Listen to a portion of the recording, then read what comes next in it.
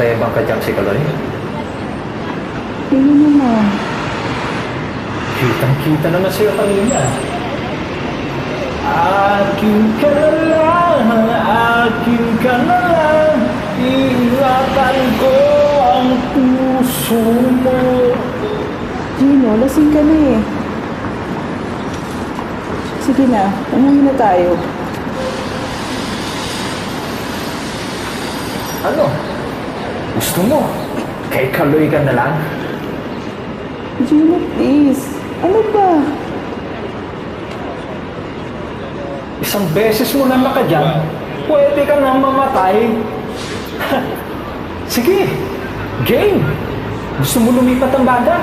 Doon ka na sa sineto. Total, masaya-masaya ka naman nakatugtog sila, di ba? Hindi na ba pwede na masaya lang ako nakadyan sila? Nakakagago na yung saya mo eh. Ano? Nakakagago yung saya ko? Ako nagpasok sa'yo dito, di ba? Ako nagpasok sa'yo sa banda. Kung wala ako, wala ka. Konting respeto naman. Gino, ano yung pinagsasabi mo?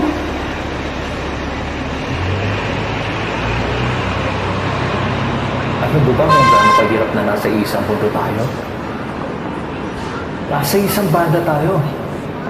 Pero para sa lahat, ikaw ang magaling. Ikaw ang girlfriend ko. Gino, ano ba? Hindi totoo yun. Ano ba?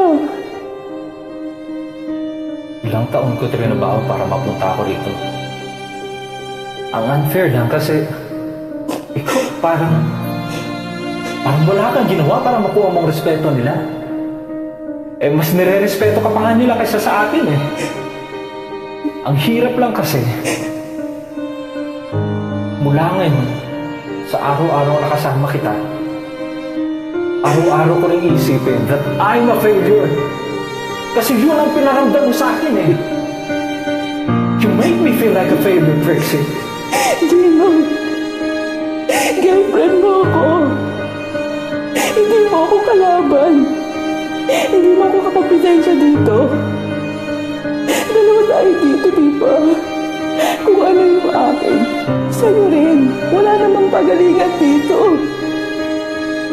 Huwag mo akong pag-isipan ng ganun.